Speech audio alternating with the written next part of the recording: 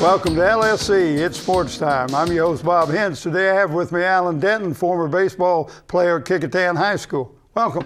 Thank you.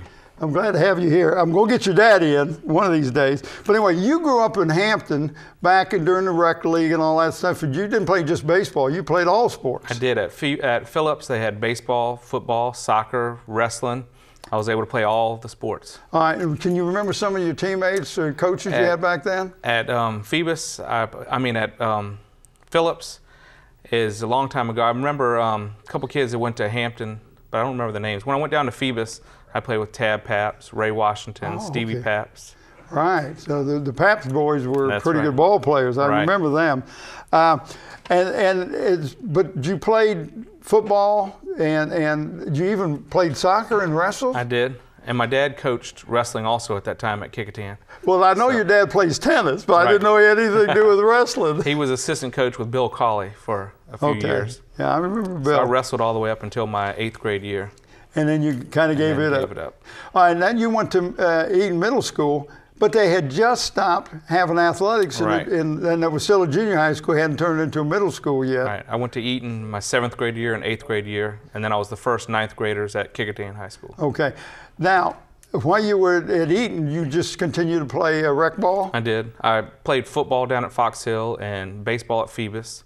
All right, do you remember who some of your coaches were? My coach at the junior level was Mike Horton. Oh, Mike, good guy. Very good coach, very good coach. So and then you go to Kecoughtan, and you're playing for your daddy. That's right. And you play 4 years. 4 years. Tab was actually the first 9th grader to make varsity, and then Stevie and I made varsity our 9th grade year. Right. So now playing for your daddy, altogether different animal. It has. I mean, how did that work? Because I mean, a lot of people don't understand. You know, your parent and your coach, you got to separate them. Right. And I grew up watching him coach and watching him run practices. Right. And I knew that he was a good coach. Even before I understood, I knew that he won. Right. And he is a winner. And I knew that when I got to Kecoughtan, I wanted to play for him. All right. So, but what was the relationship like on the field? I mean, was it strictly coach-player type of thing? Just like any other player. He treated everybody equally the same.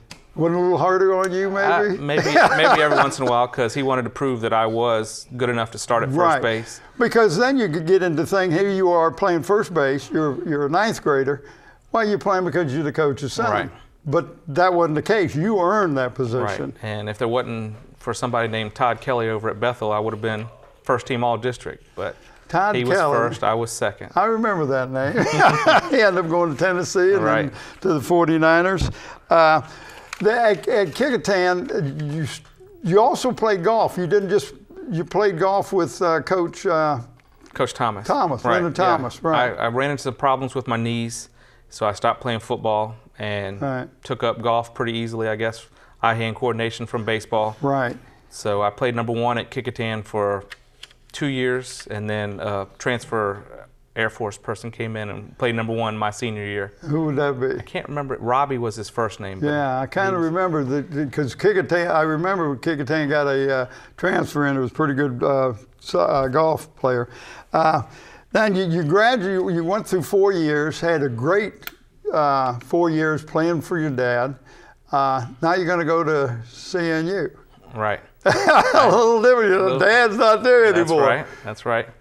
Coach Howard Wiseman was the head coach, and Mike Moore, who's coach at Hampton Christian, was the assistant coach. Right. And we had a good team. Tab went to Old Dominion his freshman year, and then the coach moved on to Mississippi State, so he decided he'll come on over to Christopher Newport. So we had a really good team. All right.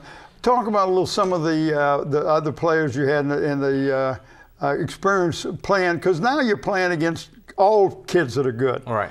Where in high school, you may a couple, three, maybe be real good players, but now you got everybody that's good. Right. I didn't start my freshman year. I had Gary Malarkey, who was actually 5 or 6 years older than I was, came back to school and played first base. And he was a very good hitter, hit a long ball. So I did get some playing time and it wasn't the Dixie Conference then, but I got the freshman player of the week several times. Okay, very good. Now, were you always a first baseman? Was that because I know you played first base for your daddy. Right. And evidently you played it up there at CNU, but was that the always position you played? I caught some and pitched some in Little League and Pony League. Right. I could just throw strikes, couldn't get too many people out. Okay. But first base was my position. You just felt at home there. That's right. Okay. We had, for 8 years straight, a Denton at first base at Kickateen. Well, because I was going to say, because you leave and then your brother comes along, and he plays 4 years. Right. And so, yeah, you had a Coach Denton and a young Denton on first base for 8 years. That's unbelievable. So you go to Coastal Newport, you get your degree, and you get your degree in K through 12. Right. And you start teaching. I started teaching at Cary and Tyler. I was itinerant between the two schools. Right. I was actually hired by Mary Wallen, who was my third grade teacher at Booker Elementary School. So that was nice. Right. So 3 years I was at Tyler and Cary both, and then we went to all year at Cary. So then I've been at Cary for the last 14 years. But you also do driver's ed. I do. I like the driver's ed. Now, when do you do the driver's ed? After school? After school, from 4 o'clock to 6 o'clock. 4 to 6. And we talked about who's run that program, Lanier Sanders, who's a good friend of mine. But now, while you were doing all this, when did you start officiating? I was actually in Islander Hardware. I think I was picking up something for my dad, and Mick McCullough was in there. Right. And Mick told me I should come out and start doing baseball. Right.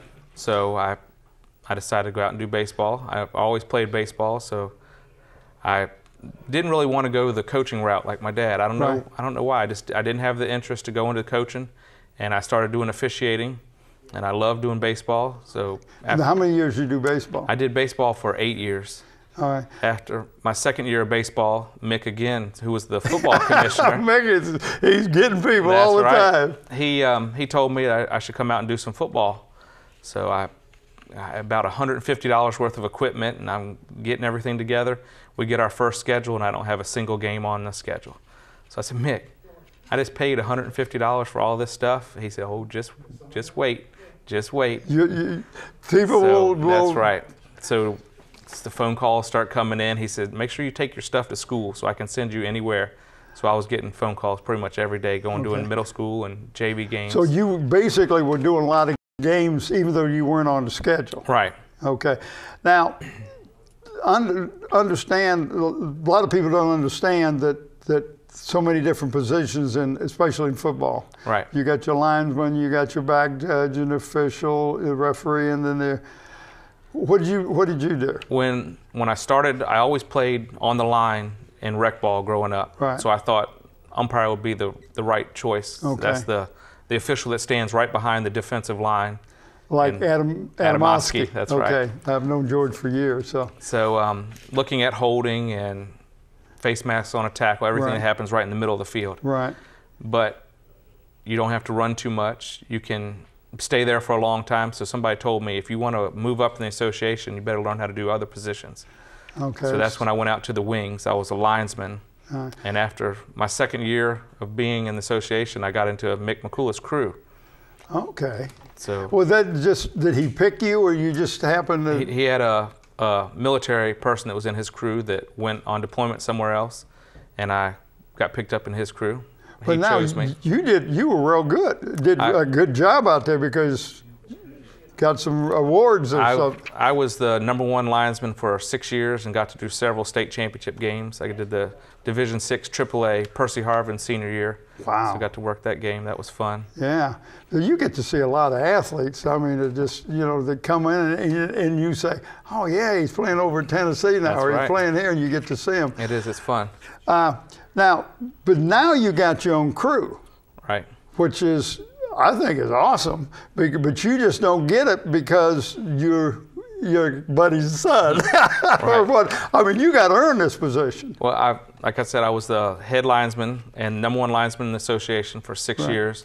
My referee retired and moved another referee into our crew, and then he got moved job-wise out west, and that opened the position up for me. And he just stepped right in. Stepped right in 3 years ago. 3 years ago, and now this past year, you got to do one of the playoff games. We did. We did the Phoebus Warwick playoff game, and I think that we did a great job. But people don't understand, but you guys get graded, and you have to take tests, and all this thing is, so it's just not, I walk out with my bag, and I put my uniform on, and I go out and do the game, and that's it. Right. There's more to it than that. Each year, it's a 100-question test. Okay. And referees have to score at least a 90, but I've been staying up around 96 to 100 each year.